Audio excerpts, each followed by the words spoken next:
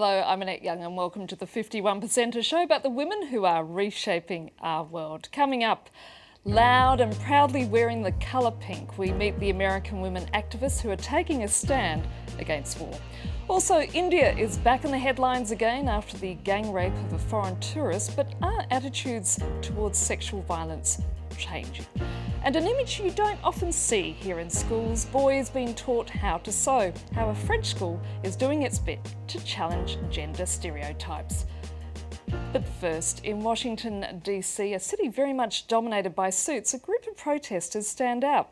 I'm talking about Code Pink, an anti-war protest movement. Now, the media-savvy, largely female members have disrupted everything from hearings on Capitol Hill to appearances by President Barack Obama. Our France 24 team went to meet the women in pink. This is our brand new house. We just moved into it this week. It will, at some point, certainly be pink. Come on in. Yes, Code Pink likes to do things differently. A modest HQ for an arguably small organisation, but with a big media impact. And the predators of the world. Code Pink protests happen where the cameras are, against the NRA after Newtown, against a military intervention in Syria, against the NSA, and against drones by interrupting the president himself. You got to let me speak. I'm about to address it. Commander-in-Chief. Let me address it. Close Guantanamo today. Why don't you let me address it, ma'am? Those 86 prisoners. Why don't you sit down and I will tell you exactly what I'm going to do. Today. This is where and how the media impact of a protest is calculated by 5 women on this day, the motto of Code Pink being Women for Peace. We think most of the world is run by men, and men certainly lead us into wars, and men are certainly the ones that, for the most part, are fighting the wars. And so we think we have a better chance at working for peace if it's led by women. Medea Benjamin co-founded Code Pink in response to George W. Bush's war on terror. The funding comes from private donations, $250,000 per year. During the Obama years, membership numbers have dwindled somewhat. We can make a lot of noise, and of course being visible in our pink helps a lot. For the last several years, we've really been focusing on drone warfare and trying to mobilize public opinion here in the U.S. To not look so favorably upon drones. The closure of the Guantanamo Bay prison camp is also one of Code Pink's demands and part of its anti-war message, a message that can be sent by men too. Somewhat like this, and it really, if you want to get wild. In 12 years, the group has made many a headline, for example, by getting a protester over the White House fence. This was last summer. We know people in Congress. We are able to confront them. They listen to our message because it is a women's organization, because we're not afraid. We don't live in fear. And these women have gone around the world, gone to Afghanistan, Iran, to get the women's message out. And this is a message that needs to be heard worldwide. That's why I'm with Code Pink, and that's why I think we are effective. The next stop for Code Pink is Geneva. As Syrian peace talks get underway, the group is holding their own alternative summit called Women Lead to Peace. And that report by Philip Crowther in Washington. Joining me in the studio now is Ingrid Terwott, the South Asia editor at Courrier International, a French weekly that focuses on world affairs. Now, Ingrid, in a moment we're going to talk about the ongoing problem in regards to sexual violence in India. But first, I want to ask you about your reaction to the story that we've just seen there. Now, they are very out there protesters, very much in the similar vein as, say, Femin, women who bare their breasts. But do you think such protests can be counterproductive? Well, it's a very logical and very common question to ask about agitprop.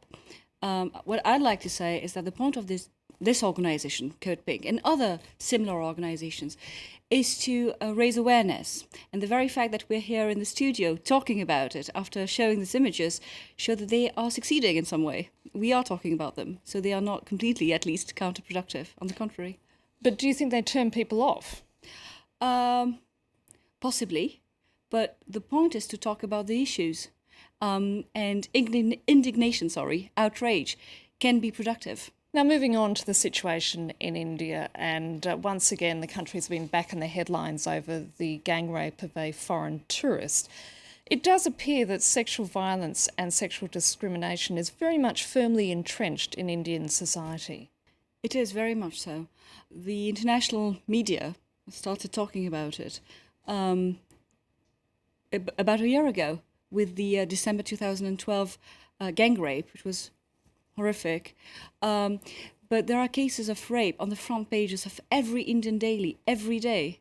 And now, recently, there's this the case of this Danish woman being gang raped in Delhi.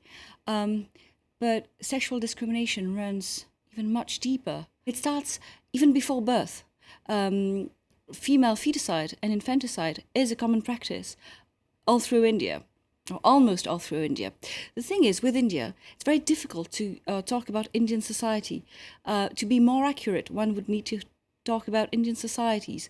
The reality varies greatly for women, whether they are in Kerala, in the south of India, or in Punjab, in the north. The level of discrimination varies greatly. So what needs to be done? I wish I could give you a very straightforward answer. A lot of things need to be done, and a lot of things are being done. It's not as if, Indians or the Indian government or the Indian civil society were completely passive about this topic. Not at all. There are a number of NGOs, for instance, who are trying to do things to help girls, children, female children particularly, to have an education. That's one way to approach the issue.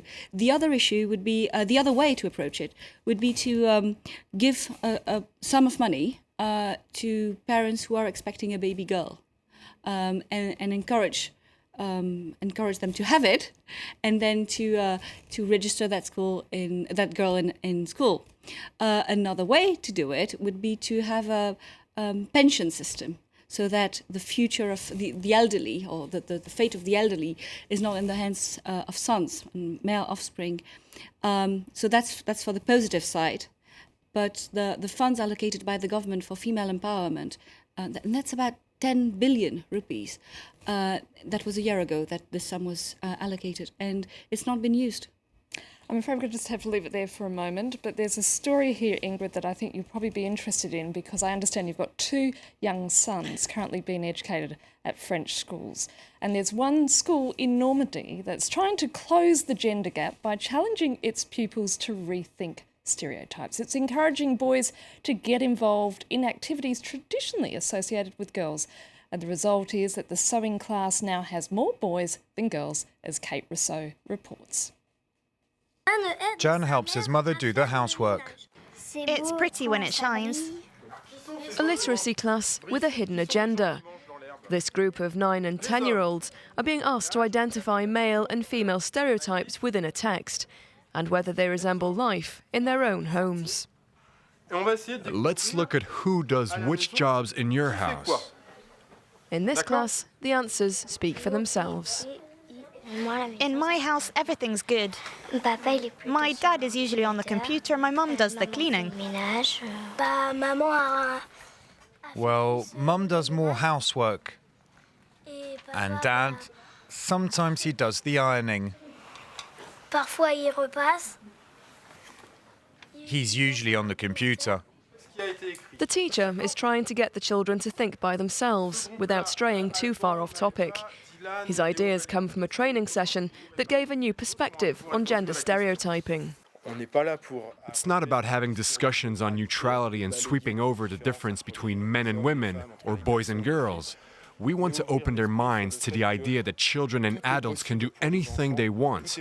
They shouldn't stop themselves doing what they want just because they're male or female. In this school, it's the students who decide what activities they want to do. The sewing class has as many boys as it does girls, although the boys needed a little more encouragement to get involved. The embroidery class has picked up as we've gone along. At the beginning there were more girls than boys, whereas now we've got 3 or 4 girls and the rest are all boys.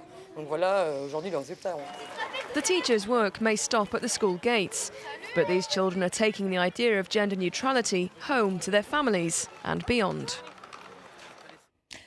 Ingrid, given what you've just seen there, and given that you're also a mother of 2 young sons, how difficult is it to raise them so that they view women as being equal?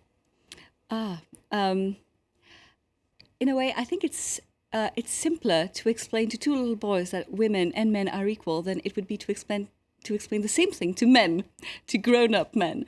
But to give you a very personal example, when we were in India, because we used to live in India, my eldest son, who was then about 4 years old, told me that women cannot fight.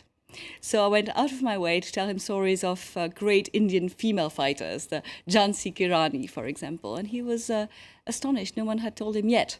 And I think in France, because that's where we are now, a school does help in a great way with little things like the choice of extracurricular activities. The activities are assigned to the children; they don't get to pick, or the parents don't get to pick. My son, the same one, was assigned dance. He had to go to dance class, and he had to do arts and craft.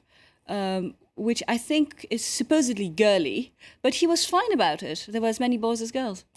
Ingrid Therwart, thank you so much for being with us. And that's it for this edition. If you'd like to comment what you've just seen, check out our Facebook page. That's France24/the51%, or do send us a tweet at _51%.